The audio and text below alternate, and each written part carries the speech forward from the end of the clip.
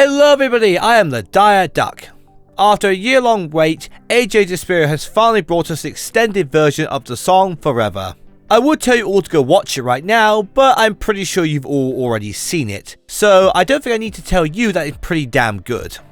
Hey, that's pretty good. However, something I don't think anyone was truly expecting was the song to be completely retextualized with this extended version, and it bringing a lot more lore to both Sin and Tessa to boot. With that in mind, rather than reviewing the song, which I think will be a pretty pointless exercise, I'll instead break down some of the key lyrics and lore implications that we have from this song. But before we begin, remember to like and subscribe so I can finally afford a new pair of shoes, as I'm really in need of some. Now, with that out of the way, let's get right to it. The first part of the song is the exact same as in the finale, though we do have Sin now doing a little dance in the snow, which is certainly, something.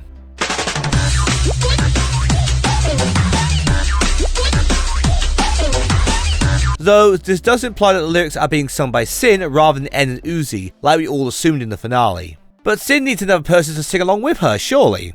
And that's where poor old Tessa comes in, with her getting her own dedicated segment, lovingly titled My Great Despair, as seen on the VHS tape. Now, as you might imagine, this changes, well, quite literally everything about the song, and reframes all the lyrics in the song, which paints a very, very dark picture. We don't even have to analyze the lyrics to see this, as the visuals alone demonstrate how bleak the situation truly is for Tessa. For example, we see Tessa wandering around what seems to be some sort of purgatory, with many graves dotting the surroundings. However, she's not allowed to find peace in a grave of her own, as the Solver simply won't let her rest. Tessa also seems to be painfully aware of her situation, which suggests that she is conscious of what's happened to her, which makes things even worse. Furthermore, this also means that Tessa is probably aware of what's happened during the events of the show, meaning she was there to witness everything, but with power to do anything about it, which again is a very horrific fate to suffer. The lyrics further reinforce a lot of this. For example, lines like, Why do I feel like I'm alone and suffer in the ice I met? I think you should be grateful. Please pardon me, I beg to rest. It's my destiny to run my great decay. So send me on my way, I'm empty. I'll settle in the earth around me. Fertilize the ash with care, gentle in my great despair.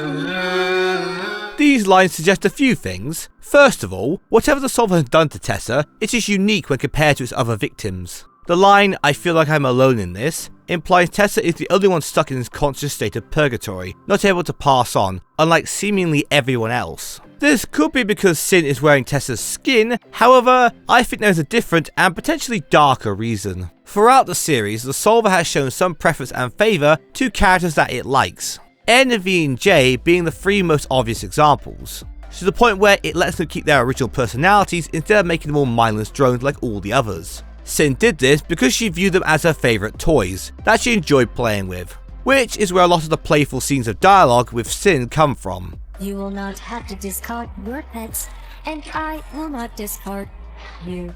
She enjoys messing around with them. Being robots, they can be easily cloned, repaired, and put back together when broken. As she states herself, she has backups. Your backups will forgive me. Something that I hope you all realised about Tessa by this point is that she's not a robot. No, she is flesh and bones like the rest of us.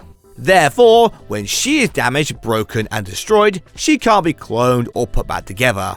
There are no backups for Tessa. However, as we saw from episode 5, Sin is quite fond of Tessa, to the point where she is seemingly, at the very least, willing to spare Tessa the horrors of the Gala massacre. You didn't have to see this. While I certainly doubt that things would have ended happily for Tessa, even if she stayed in her room, it does at least show that the Solver didn't want Tessa to be killed with all the others.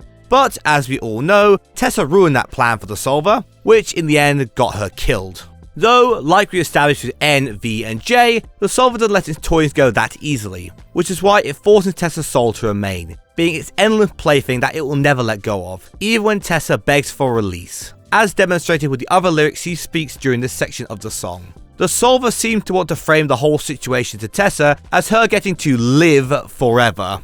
which is why it delivers the "I think you should be grateful" line. But as Tessa continually makes very obvious, she clearly does not see it that way, just wanting to be laid to rest forever. To this end, she pleads with the Solver, even saying she is sorry, presumably for not doing enough about the abuse that Sin was implied to have received from the Elliot family. Tessa almost seems to be lamenting about how things could have been different, perhaps referring to Sin, which, despite myself and the show for that matter, often referring to Sin and the Solver interchangeably, they are in fact different entities, though we never got to know the real Sin. We can presume, however, that Tessa did get to know her. With these lyrics, Tessa could be lamenting that she could have saved Sin, wishing to see her on the other side.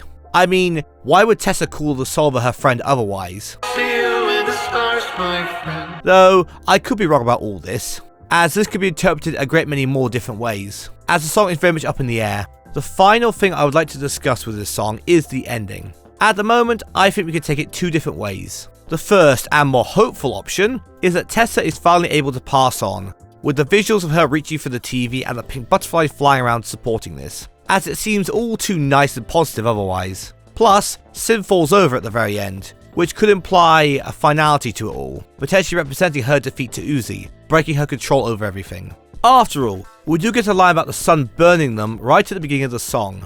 And fall into the sun we burn forever. Clearly a reference to how Sin was defeated in the finale of the show. Furthermore, some of the lyrics in the latter half of the song seem to speak of change and the idea of moving on, which, considering Tessa's whole thing with being trapped and slowly decaying, not being able to move on, it implies there's a break to this stagnant state of affairs, which, considering the dire state she's in, does have some hopeful undertones for her. Alternatively, you could view this as Tessa finally coming to terms with her situation and ultimately accepting it, as both her and the Solver move on, trapped together forever. The lyrics of the song do feel more in keeping with this interpretation. Alongside all this, we still ultimately see Tessa trapped within the TV, in a few short flashes, implying that she's still stuck there. But again, it's really up to your own interpretation about how you want to see this ending. One last thing that I want to touch on here, that I feel is not brought up enough in this community, is the fact that the Solver or Sin or whatever you want to call it, is in every sense of the word, horrifying. And this song firmly cements that fact. I think a lot of people do lose sight of that fact, getting too swept up in her funnier, sillier moments, forgetting the true horror of what she represents, Hi, Em. and how she's damaged almost every member of the cast, causing them immense trauma and suffering. Instead, most just seem to see an uwu silly corpse girl, and not much more.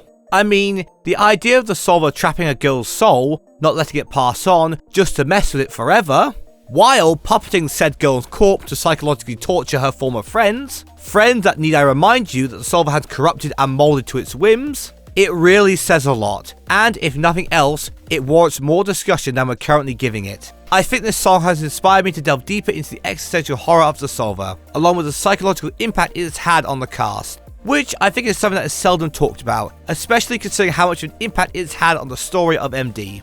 So, look forward to that in hopefully the near future. But in the meantime, we have come to the end of the video. Do remember to like and subscribe, along with doing all the other things that every other YouTuber tells you to do. I would really appreciate it.